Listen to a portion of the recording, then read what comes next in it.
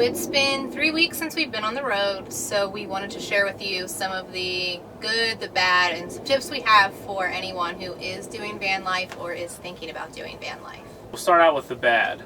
Yes. And probably the number one mistake we had at first was not having a bug screen, because as soon as we turned our LED lights on and we had the doors open, and at nighttime, all of a sudden it just turned into like the jungle in here, and we had every bug For miles in here. Yes. The next thing that would come up, I would say, is you should buy yourself a code reader.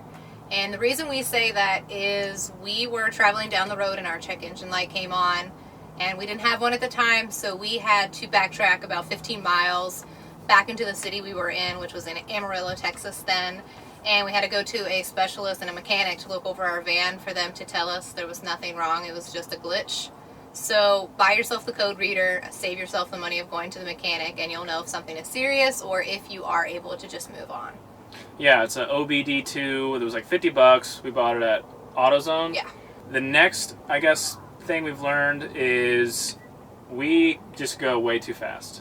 Very much. We're like conditioned to just like go, go, go, go, go. I don't know if that's from like, the work we were in, or like, I just don't know what. We have short attention span, but we really just need to get better at enjoying where we're at and not always focusing on what we're doing next. And so that's pretty much all the bad stuff that has happened, or it's nothing too terrible, but those are probably the biggest mistakes or lessons learned that we've had. Definitely. That are negative.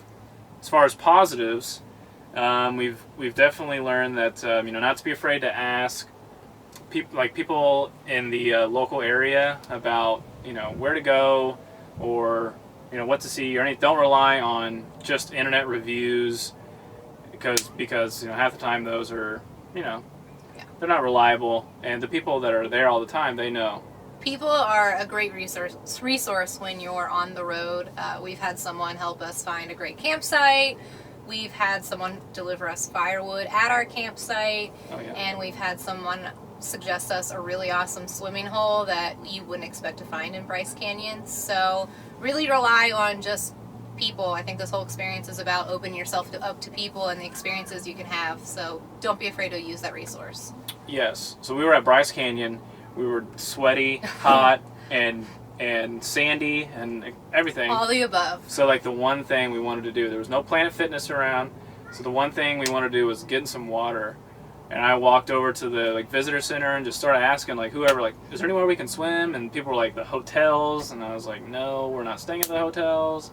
And then one lady said, there's a tropic reservoir 20 minutes down the road. And it ended up being like one of the prettiest bodies of water we've ever been in. Second thing that we have a lesson learned that is very positive is this lifestyle does allow us to be healthy. As far as physical activity and how we eat, we are definitely more active, and we eat smaller meals, we eat healthier meals.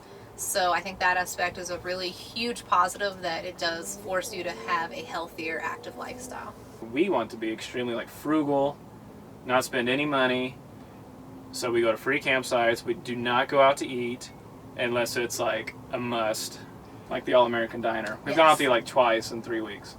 But we typically always have some fruits and vegetables in the fridge. We have smoothies, and just basics, sandwiches, tuna salads, things that are healthy, cheap, and easy. Yeah, if we don't eat very healthy, we definitely don't eat that much. So if we have a sandwich and a few chips, not 2.5 sandwiches and 3 bags of chips like I normally would at home.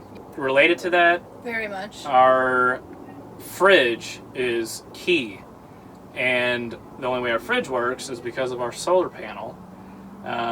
So I feel like having the solar panel has been almost the number one. It's a must-have in your van. Yeah. Well, having energy, which I don't know how you can have better energy than the solar panel. Yeah. But it's allowed us to keep all of our food cool and run all of our devices, charge our laptops and phones. So the solar panel has been wonderful. Now we wanted to share with you, it's not really lessons learned or anything good and bad, it's just some things that we think are great tips when you are doing the van life, and things that have helped us along the way. And the first thing I want to mention, and I think is the most important for us, and it is having a Planet Fitness membership. It is the Planet Fitness Black membership. It's $20 a month, which is basically nothing. And the best part is you get unlimited guest passes. So I have the membership and he's my guest, and we pay $20 a month. And kind of weird, but the gym is now where we go to like relax because we can shower there and you get free Wi-Fi at Planet Fitness. So that's been like a lifesaver. Going to a Planet Fitness and being able to shower is absolutely wonderful. The next thing probably is the Gas Buddy app. Yes. The Gas Buddy app is wonderful because it tells you the prices of all the gasoline anywhere. Within a few miles of you. Yeah, and we decided not to like use any app at first. We're like, you know what, we're not going to worry about that. We're just going to get gas when we need it, and we'll save a few cents.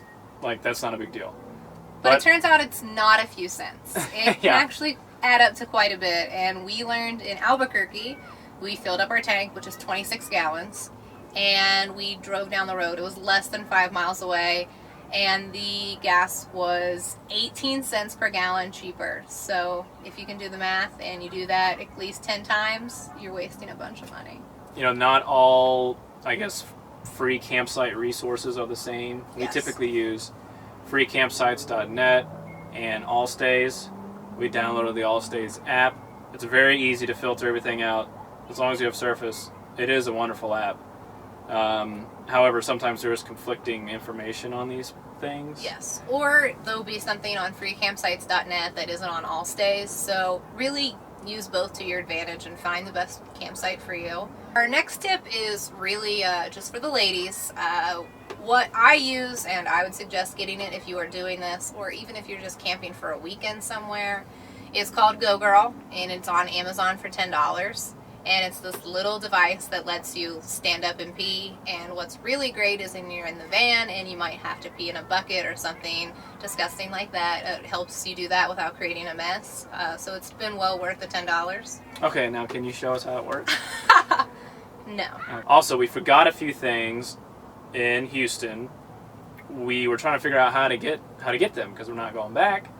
So we called a post office in Jackson, Wyoming. And they said that any post office can accept deliveries. It's like a general delivery, and they'll hold it for 30 days, and you can just go pick it up as long as you're with your photo ID. There's a lot of national parks in the west part of the United States. We've already been to, what, 5? 4 or 5? Anyways, the entry fee to a lot of these national parks for one day is like $25, $30, $40. Yes. So they offer an annual pass, which is only $80, and that's actually only per vehicle, not per person. So we have a pass to every national park for a calendar year for $80. That's our lessons learned, or the good, the bad, a few tips here and there. We've only been on the road for 3 weeks, but we have kept every single receipt for every single thing we've bought, and we plan to make a video in a week or so about how much we spent in an entire month. Every single thing we spent. Food, gas, etc. So look for that, and appreciate you guys watching. Don't forget to subscribe and like the video. Thanks.